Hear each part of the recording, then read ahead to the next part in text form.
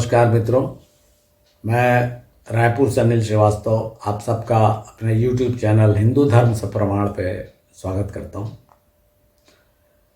मित्रों, ये जो हमारी चर्चा चल रही है अध्याय 4 में, ये अवतारों पे, देवी देवताओं पे ये जो चर्चा चल रही है, इसमें हम ये देख रहे हैं क्योंकि आप देवता और सब लोग मान लेते हैं कि ये तो काल्पनिक कहानियाँ हैं। हम लोग कहते हैं भी आपस में, इंग्लिश में बड़ी शान से कहते हैं माइथोलॉजी, मतलब गप, कल्पना।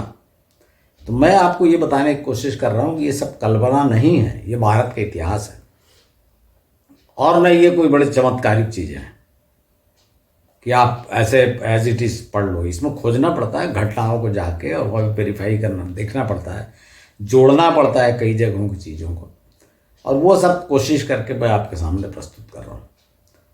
तो पिछले जो एपिसोड्स में मैंने आपको विष्णु के 2 अवतारों के बारे में बताया, हंसावतार और नारायण अवतार। इस एपिसोड में मैं आपको छोटे छोटे जो ज़्यादा महत्वपूर्ण अवतार नहीं है लेकिन जिनका वर्णन है वो मैं आपको बता देता हूँ।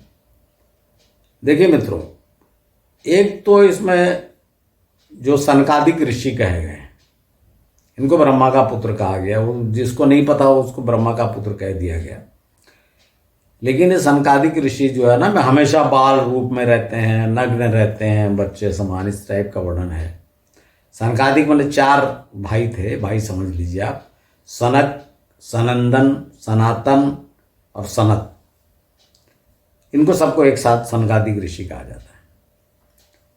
तो इनकी कई कहानियां हैं पर इनका कोई ऐसा अस्तित्व और हिंदू धर्म में कोई ऐसा महत्व खास नहीं दिखाई देता।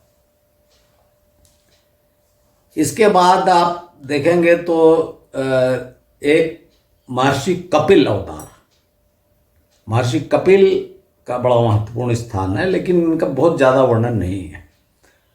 जो अपने स्वयंभू मनु थे, उनकी जो पुत्री थी देवहूति, तो देवहूति का जो पुत्र हुआ वो कपिल ऋषि, कदम प्रजापति से शादी हुई थी ना, तो कदम प्रजापति और देवहूति का पुत्र कपिल। ये कपिल ऋषि का महत्वपूर्ण स्थान है और आप लोग मेरे ख्याल से अधिकतर हिंदू और ये पंडित तो बिल्कुल नहीं जानते कि इनका महत्व क्या है। कपिल ऋषि के जो विचार थे बड़े आधुनिक विचार, उस जमाने के हिसाब से, उस जमाने के आज के हिसाब से भी बहुत आधुनिक विचार थे उनके, तो उनकी कोई सुनता ही नहीं था। तो आप अगर कपिल ऋषि आप देखेंगे ना इंटरनेट पे या कोई भी चित्र डाल के देखेंगे आप, तो देखेंगे आप कि चबूतरे पर बैठकर एक ऋषि जो है कुछ कह रहा है और नीचे एक महिला बैठी हुई सुन रही है।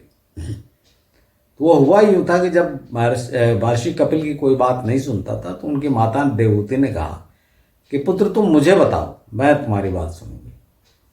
तो कपिल ऋषि ने अपना पहला उपदेश अपनी माँ को दिया था। वो ये चित्र ये बताता है। और कपिल ऋषि का कहना ये था, कर्म प्रधान है, पूजा, तपस्या, ये सबको उन्होंने प्रधानता नहीं दी। उन्होंने प्रधानता दी कर्म को।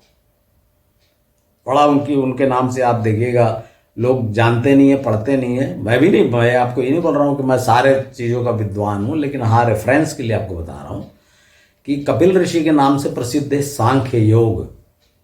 सांख्य योग ये बड़ा प्रसिद्ध है और ये लोग पीएससी से लेके हर जगह, यूपीएससी से लेके ये पूछा जाता है कपिल ऋषि की कौन सी पुस्तक प्रसिद्ध है, तो सांख्य योग आ जाता है। वस्तुतः सांख्य योग में कर्म की प्रधानता ही बताई गई है। और मित्रों, एक आश्चर्यजनक तथ्य की ओर आपको मैं बता दूं, जो सब लोग आप लोग जानते हैं, पढ़ते हैं कि भाई वो भगवान कृष्ण ने गीता का उपदेश दिया अर्जुन को, जो महाभारत युद्ध के पहले। लेकिन जब आप गीता को देखेंगे तो उसके प्रारंभिक श्लोक में ही भगवान कृष्ण ने कहा है कि हे अर्जुन, हे पार्थ, मैं तुम्हें वो ज्ञान बताता हूं जो विलुप्त हो चुका है। और फिर उन्होंने कर्म का उपदेश दिया कि भाई तुम्हारा जो कर्म है उसको करो। भगवान कृष्ण गीता में क्या कहा? कर्मण्येवाधिकारस्ते मा फलेषु कदाचन। कर्म पर ही तुम्हारा अधिकार है, फल पर नहीं, कदापि नहीं। तो कर्म करो, जो तुम्हारे लिए कर्म निश्चित है उसको करो। तो उन्होंने ये जो कहा कि वो ज्ञान जो विलुप्त हो चुका है तुम्हें बताता हूं, ये ज्ञान महर्षि कपिल का दिया हुआ है। भगवान कृष्ण ने उसको, अर्जुन को उस ज्ञान का उपयोग किया और अर्जुन को समझाया। मैं आपको ये बता रहा हूं। इसके अलावा महर्षि कपिल का भी एक कपिल गीता करके भी एक प्रसिद्ध है, कपिल गीता। गीता से आप ही मत समझिए सब, आप होता क्या है ना कि अपन लोग इतना लिमिटेड जानते हैं। गीता मतलब भगवान कृष्ण इतना जानते हैं। अब आपको मैंने दो चीजें बता दी कि भाई ये ज्ञान जो कर्म करने का ज्ञान कपिल ऋषि ने पहले दिया था, और दूसरी बात कपिल के नाम से भी कपिल गीता एक पुस्तक है। कपिल ऋषि का इससे ज्यादा, और ऐसा माना जाता है कि जो हरियाणा का कैथल स्थान है वो महर्षि कपिल के स्थान नाम से है। वो कैथल कपिल स्थली, ऐसा कुछ नाम जो विद्वानों की मान्यता है। इसमें मैं आपको दावा नहीं कर रहा हूँ, विद्वानों की मान्यता है कि कपिल ऋषि की स्थली है ये, जो कैथल के नाम से हो गई। तो एक तो ये कपिल ऋषि हो गए, और दो वो आपको बता दिया। अब उसके बाद तीन उनका वर्णन मैं कर देता हूँ। जो जीव हैं, मनुष्य नहीं है, जीव हैं, और उन्हें भी विष्णु का अवतार माना गया। अब आप सोचेंगे कि विष्णु का अवतार जीवों क्यों माना गया? भाई आपको बताया फंडामेंटल जो रूल्स हैं उसको मत भूलिए। रूल ये है कि भगवान विष्णु पालनहार हैं, इसलिए जिसने भी आर्यों की मदद की, उनको पाला, उनकी रक्षा की, उनको गाइड किया, उसको उन्होंने विष्णु का अवतार कहा। इसमें तीन अवतार आते हैं, मत्स्यावतार, नरसिंह अवतार और वराह अवतार। मत्स्यावतार के बारे में मैंने आपको पिछले एपिसोड में बताया कि जो वैवस्वत मनु, जब बाढ़ आई थी और वैवस्वत मनु वहां से भागे, बड़ी सी नाव बनाई जिसमें है ना वो चमत्कारिक वर्णन है कि हर प्रकार के जीव जंतु, हर प्रकार के वृक्षों के और अनाज के बीज, सबको उन्होंने नाव में रखा, अपनी कुंडली, और सातों ऋषि, आप देखेंगे कि सातों ऋषि को बचा के ला रहे हैं वैवस्वत मनु। तो उसके सामने उस नाव को एक मछली खींचते हुए ले जा रही है। वो भी एक कहानी है कि ये कहानी आपको मिल जाएगी कई जगह पुराणों में, कि वैवस्वत मनु का नाम था सत्यव्रत, महाराज सत्यव्रत। वैवस्वत मनु इसलिए कहा गया कि वो मनु सूर्य पुत्र थे, विवस्वान कहा गया इसको, विवस्वान अर्थात सूर्य। तो वैवस्वत मनु ने सूर्य पुत्र मनु। तो वो एक छोटी सी मछली मिली, उसको लाके उन्होंने अपने महल में एक छोटे से मर्तबान में डाल दिया। थोड़ी देर में मछली बड़ी हो गई तो बड़े मर्तबान में डाला, फिर थोड़ी देर बड़ी मछली, अंत में उसको समुद्र में डालना पड़ा। और बाद में वही मछली ने, जब बाढ़ आई तो वो मछली ने उनकी जान बचाई। ऐसे टाइप का चमत्कारिक वर्णन है। लेकिन मित्रों, मैं आपको बता चुका हूं कि ये बाइबल में और कुरान शरीफ में भी यही वर्णन है। और कुरान शरीफ में, इस्लाम में मनु का नाम हजरत नूह कहा गया, नूह, और बाइबल में उनको नोआ कहा गया। यहाँ आप साम्यता देख लीजिए, समानता, मनु, नूह, नोआ, बहुत अंतर भी नहीं है। और बाकी कहानी, नाम के बाद की बाकी कहानी पूरी के पूरी वैसे ही है कि नाव बनाई, सबको बचाया, इस टाइप का।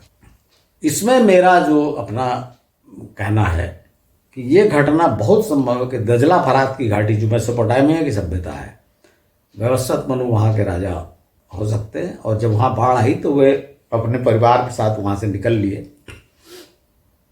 और नाव में मछुआरों ने उनको जो वहाँ से लाया। आप नक्शा देखेंगे तो आज भी गल्फ कंट्रीज से, वहाँ से उसी रास्ते से जो गुजरात के बंदरगाह हैं वहाँ पे व्यापार चलता है।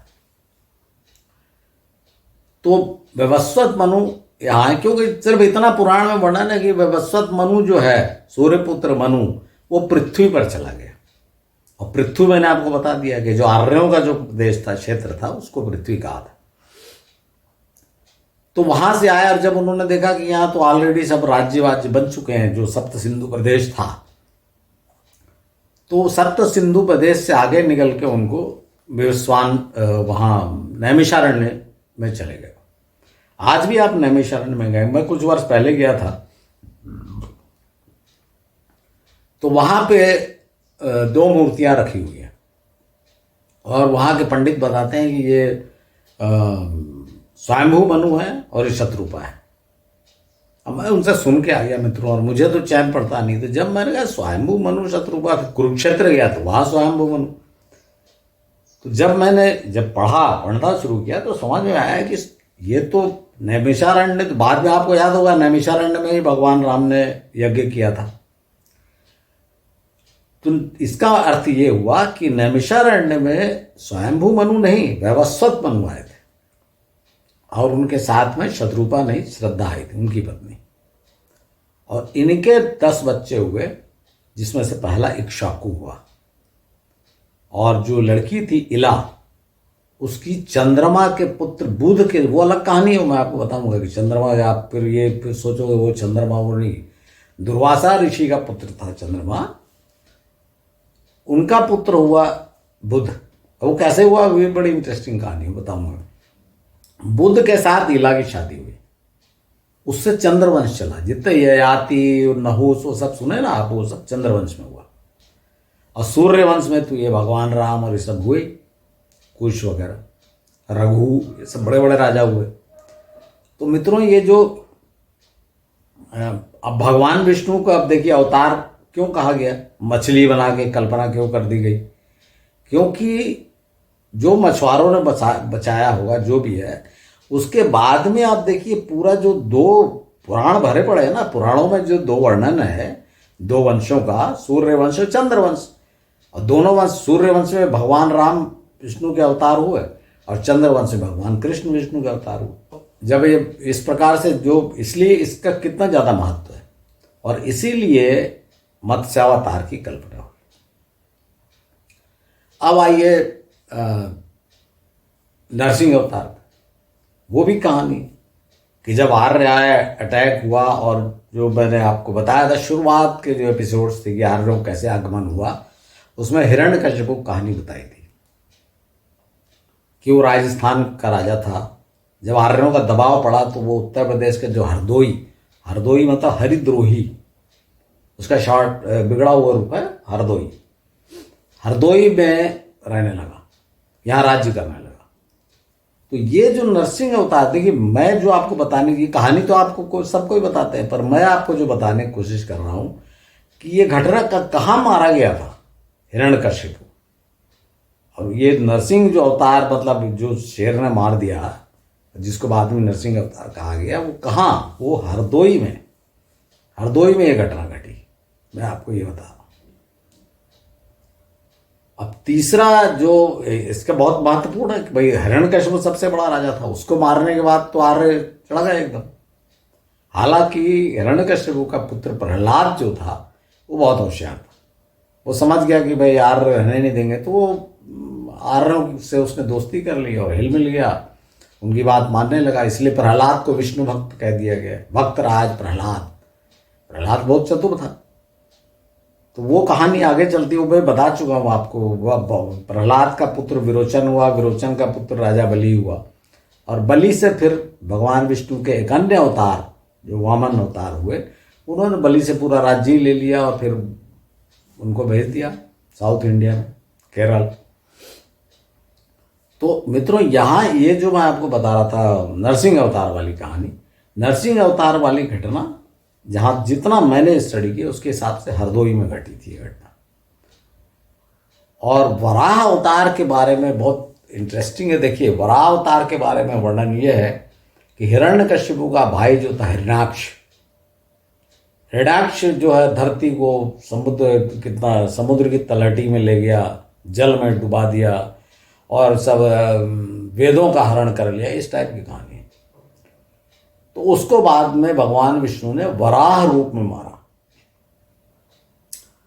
अब वराह रूप महाराज तो सिंपल, जैसे मैं आपको बताता चल रहा हूँ, मैं आपको बता दूंगा कि जंगल में शिकार करने गया होगा, किसी जंगली जो बनाला वराह होता है उसके सींग से मर गया होगा, या उस समय नहीं मरा होगा, बहुत घायल होकर मरा होगा। ये तो छोटी, पर इसमें इंटरेस्टिंग बात है, जगह आप ढूंढने जाओगे तो ये जब मैंने देखा कि वराह के जो मंदिर हैं ये सब आपको साउथ इंडिया में, विशेषकर जो आंध्र प्रदेश और ये वाला एरिया है, वहाँ पर वराह का बहुत मंदिर है, बहुत महत्व है। जैसे देखिए मैं आपको बता रहा हूँ, विशाखापट्टनम जब मैं गया था तो उसके पास ही कौन सा प्रसिद्ध स्थान है, वहाँ भी वराह का बहुत बड़ा मंदिर है। उसके बाद फिर मैंने आपको, जब मैं हम्पी गया तो वहाँ पे जो राजा कृष्णदेवराय की राजधानी थी हम्पी, तो वहाँ पर भी वराह का देखा मैंने, बहुत बड़ी मूर्ति, उस पुरानी प्राचीन। तो इसका अर्थ ये हुआ कि हिरण्यकश्यपु का जो भाई था हिरण्याक्ष, उसका इस एरिया में राज्य था, जो कहना चाहिए जो आंध्र वाला जो एरिया है, बिल्कुल सुदूर दक्षिण नहीं, आंध्र में ऊपर, क्योंकि अपने पुराणों में ये पाताल भी सप्त पाताल कहे गए ना, अलग अलग भाग में बांटा गया है। तो ये जो आंध्र प्रदेश वाला एरिया था, यहाँ पर वराह का राज्य था। तो जो कहानी है कि पाताल में ले गया, तो वो ये कहानी, पाताल में मतलब क्या हुआ, वो यहीं ले गया ना, पृथ्वी के नीचे जो तल में ले गया था, तो वहाँ का राजा बन गया था। तो उसको फिर वराह ने मार दिया, तो वराह ने मार दिया जब उसको, तो फिर वो विष्णु के अवतार हो गए। तो मित्रों ये तीन छोटे छोटे, जिनका बहुत ज़्यादा वर्णन नहीं है, तो इन जगहों को मैंने खोजा और तीनों का मैंने आपको स्थान लगभग जो मुझको लगता है कि ये स्थान हो गए, ये तीनों अवतारों का स्थान बताया आपको।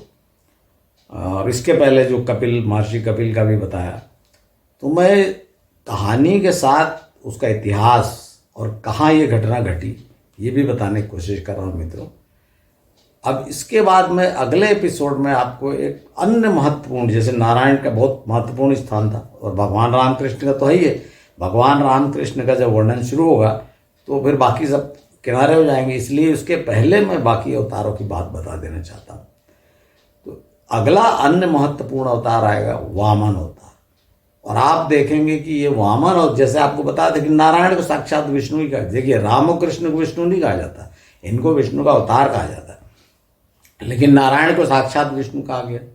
उसी तरह वामन को भी साक्षात, आप वामन अवतार बोलते हैं, पर आपने कभी उनका नाम की तरफ ध्यान नहीं दिया, नाम क्या था, उनको भी साक्षात विष्णु ही कहा गया। ये मित्रों मैं आपको अगले एपिसोड में बताऊंगा। आज मैं यहाँ समाप्त करता हूँ, और धीरे धीरे करके मैं आपको विष्णु के अवतारों के बाद जो 11 रुद्र हुए और अन्य देवी देवता कहाँ हुए, कैसे हुए, और जो तीर्थ स्थान है उनके बारे में बताने की कोशिश करूँगा। धन्यवाद मित्रों।